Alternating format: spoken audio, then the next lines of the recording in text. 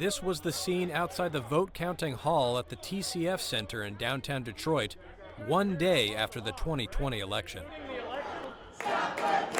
This was 2 days after the election, when supporters of then-President Donald Trump sought to disrupt the vote-counting process. That whole experience resonates with every Detroiter. Daniel Baxter, Detroit's chief operating officer for absentee voting and special projects at the Department of Elections, says the entire city is preparing for a potential repeat of the unrest from 4 years ago. All 635,000 of us are concerned about this election, and we just want to make sure that we have planned for the worst as we hope for the best.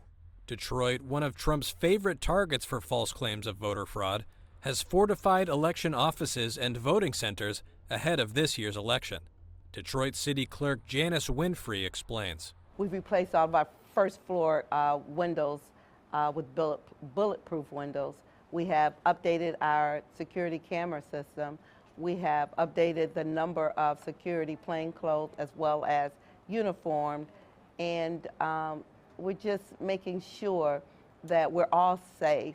As opinion polls show Trump and Democratic Vice President Kamala Harris neck and neck heading into the November 5th vote, officials say there's one thing they can't predict or control: what Trump and his allies might say on election night as the votes are still being counted. Just take a look at Detroit. But Winfrey, who is a Democrat, says she will not be intimidated by the Republican former president. I think he's the type of person that thinks that he can easily intimidate Detroiters because we're a predominantly black city. But we're not intimidated by him at all.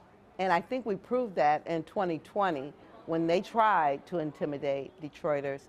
In 2022, Michigan passed a law allowing for pre-processing of mail-in ballots. Election workers in Detroit now have 8 days to verify and tabulate absentee ballots prior to Election Day. Winfrey said she hopes to report results in time for the 11 p.m. TV news on November 5th. I'm very confident in that process. But I am concerned and hopeful that our country will accept whatever the outcome of this election is in a peaceful and a unified manner.